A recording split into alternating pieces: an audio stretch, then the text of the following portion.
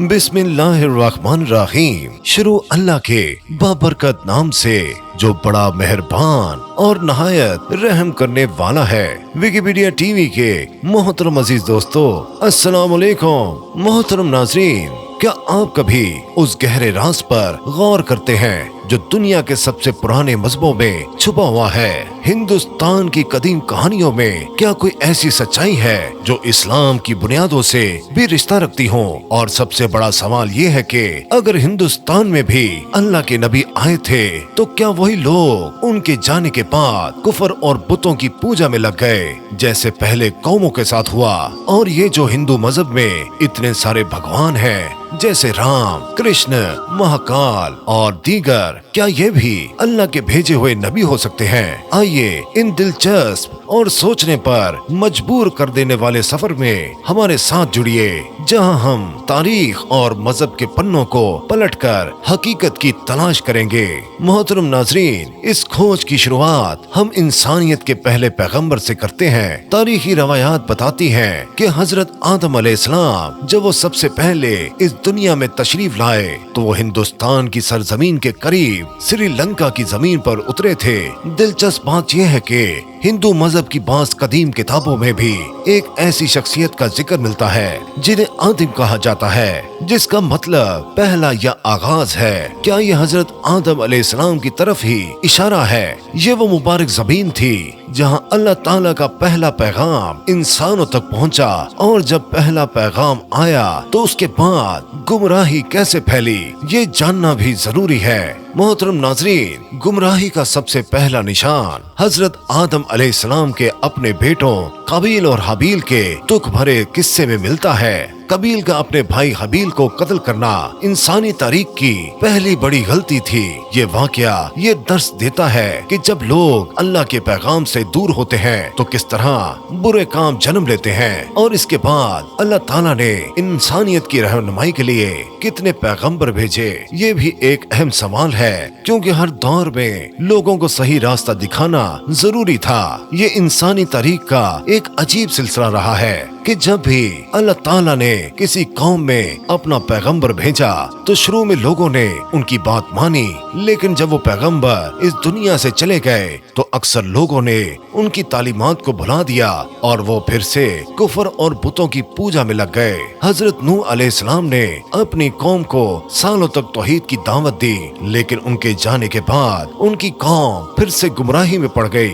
हजरत इब्राहिम अलैहिस्सलाम ने जब बुत परस्ती के खिलाफ आवाज उठाई तो उनकी कौम उनकी दुश्मन हो गई। हजरत मूसा अलैहिस्सलाम ने अपनी कौम को फिरौन के जुल्म से बचाया और अल्लाह का पैगाम दिया, लेकिन उनके जाने के बाद उनकी कौम ने भी सोने के बछड़े की पूजा शुरू कर दी। हजरत ईसा अलैहिस्सलाम ने लोगों को अल्लाह ताला की तरफ बुलाया, लेकिन उनके जाने के बाद उनकी तालीमात में भी तब्दीली आ गई। तो क्या ऐसा ही हिंदुस्तान में भी हुआ होगा? मोहतरम नाज़रीन, बुतों की पूजा लोग क्यों करने लगे? इसकी कई वजूहात हो सकती है। शुरू में हो सकता है कि लोगों ने अपने बुजुर्गों या नेक लोगों की याद को ताज़ा रखने के लिए उनकी तस्वीरें या निशानियां बनाई हों, लेकिन वक्त गुजरने के साथ शैतान के बहकावे में आकर उन तस्वीरों और निशानियों की ही पूजा करने लगे। कुछ लोगों ने कुदरत की ताकतों जैसे सूरज, चांद और आँख को अल्लाह की निशानियां समझने की बजाय खुद उनकी इबादत शुरू कर दी। और उसके बाद अल्लाह ताला ने इंसानियत की रहनुमाई के लिए कितने पैगंबर भेजे, ये भी एक अहम सवाल है। हमारे प्यारे नबी हजरत मोहम्मद सल्लल्लाहु अलैहि वसल्लम ने हमें बताया कि अल्लाह ताला ने इस दुनिया में बेशुमार नबी भेजे, तकरीबन 1,24,000। ये एक अजीम तादाद है जो ये जाहिर करती है कि अल्लाह ने हर दौर में इंसानों की रहनुमाई का इंतजाम फरमाया। लेकिन कुरान करीम में सिर्फ 25 नबियों के नाम ही दिए गए हैं। इसकी हिकमत यह है कि कुरान का मकसद असल में हिदायत और इबरत देना है, तमाम तारीख बताना नहीं। लेकिन अगर हर कौम में नबी भेजे गए तो हिंदुस्तान के बारे में क्या ख्याल है? अब हम हिंदुस्तान में रहने वाले हमारे हिंदू भाइयों के नजरिए पर गौर करते हैं। वो कहते हैं कि उनका मजहब इस्लाम से बहुत पुराना है। हिंदुस्तान की सरजमीन पर कोई खास नबी नहीं आया। वो अपनी मुकद्दस किताबों वेदास को भगवान की तरफ से مانتے ہیں لیکن ان میں کسی پیغمبر کا واضح ذکر نہیں ہے، لیکن قرآن کریم کی سورہ الانبیاء کی آیت نمبر 107 میں اللہ تعالیٰ فرماتے ہیں اور ہم نے آپ کو تمام جہانوں کے لیے رحمت بنا کر بھیجا۔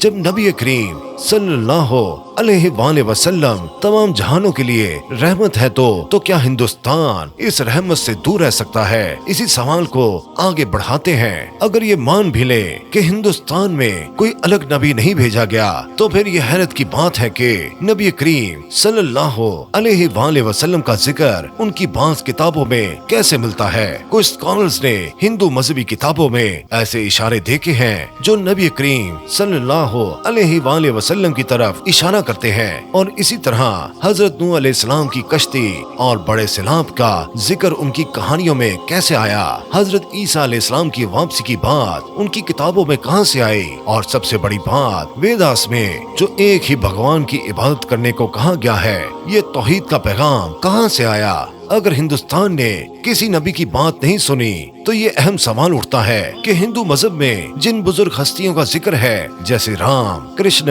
مہاکال اور دیگر، کیا یہ اللہ کے پیغمبر ہو سکتے ہیں؟ اسلام میں ہمارا عقیدہ ہے کہ اللہ نے ہر قوم میں پیغمبر بھیجے۔ یہ ممکن ہے کہ یہ بزرگ ہستیاں اپنے وقت میں اللہ کی طرف سے ہدایت لے کر آئی ہوں، ان کی تعلیمات میں توحید کا پیغام ہو سکتا ہے اور انہوں نے لوگوں کو نیکی اور انصاف کی طرف بلایا ہو، لیکن وقت گزرنے کے ساتھ لوگوں نے ان کی اصل تعلیمات کو بدل دیا ہو اور انہیں خود خدا یا خدا کا حصہ مان لیا ہو۔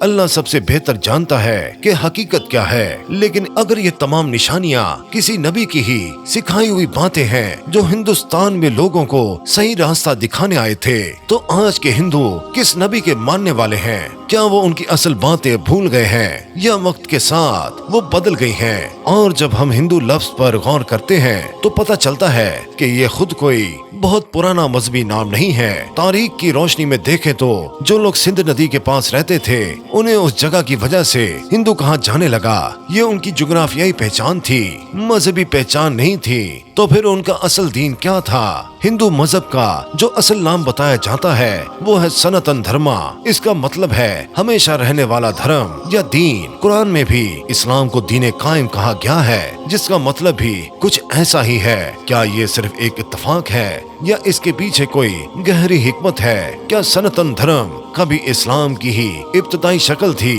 جو وقت کے ساتھ بدل گئی؟ کچھ لوگوں کا ماننا ہے کہ ویداس کی بنیادی باتیں حضرت آدم علیہ السلام اور پھر حضرت نوح علیہ السلام کی طرف سے آئی ہوئی ہدایت سے ملی ہوئی ہیں۔ حضرت آدم علیہ السلام کو پہلی بار ہندوستان کی زمین کے پاس سری لنکا میں اتارا گیا تھا۔ آدم لفظ وہ سنسکرت کا ہے جس کا مطلب ہے پہلا۔ ویداس میں منو کا ذکر ہے جنہیں بڑے سیلاب سے بچانے والا کہا گیا ہے۔ ان کی کشتی اور سیلاب کی کہانی ویداس میں ہے جو حضرت نوح علیہ السلام کے قصے سے بہت ملتی ہے، لیکن وقت گزرنے کے ساتھ شیطان کے بہکاوے میں آ کر لوگوں نے اللہ کو چھوڑ کر الگ الگ دیوی دیوتاؤں کو پوجنا شروع کر دیا ہوگا۔ بتوں کو پوجنے کی شروعات بھی شاید اسی طرح ہوئی ہوگی۔ قرآن میں حضرت نوح علیہ السلام کی قوم کو سبین بھی کہا گیا ہے جو ستاروں اور دوسری چیزوں کی عبادت کرتے تھے۔ آج بھی ہندوؤں میں ستاروں کے علم اور آگ کی پوجا کا رواج ہے۔ کیا یہ اس گمراہی کی نشانی ہے جو پہلے بھی لوگوں میں آئی تھی؟ اور اس بات کی تصدیق ایک اہم حدیث سے بھی ہوتی ہے جس میں نبی کریم صلی اللہ علیہ وآلہ وسلم نے فرمایا کہ قیامت کے دن حضرت نوح علیہ السلام اور ان کی قوم کے بارے میں گواہی دی جائے گی۔ کیا یہ اس بات کی طرف اشارہ ہے کہ ہندوستان کے لوگ بھی کبھی انہی پیغمبروں کے ماننے والے تھے؟ ان تمام باتوں سے اندازہ ہوتا ہے کہ ہندوستان کی زمین بھی اللہ کے پیغمبروں کی ہدایت سے خالی نہیں رہی ہوگی۔ شاید وقت کے ساتھ وہ اصل باتیں بدل گئی ہیں اور جو سچا دین تھا وہ اپنی اصل شکل کھو بیٹھا ہے۔ اس طرح دیکھا جائے تو اسلام جو تمام پیغمبروں کا دین ہے وہی اصل دین ہو سکتا ہے جو ہندوستان میں بھی کبھی تھا۔ آج ہم مسلمانوں کی یہ ذمہ داری ہے کہ ہم اس سچ کو سمجھیں اور اپنے ہندو بھائیوں تک اسلام کا امن اور ہدایت کا پیغام پہنچائیں۔ یہ صرف ایک علم کی بات ہے جو ہم سمجھنے کی کوشش کر رہے ہیں۔ اللہ سب سے بہتر جاننے والا ہے۔ امید ہے اس سفر میں آپ کی دلچسپی بنی رہی ہوگی۔ اللہ تعالیٰ سے دعا ہے اللہ تعالیٰ ہم سب کو ایمان کی طاقت سے مالا مال کر دے، آمین سم آمین۔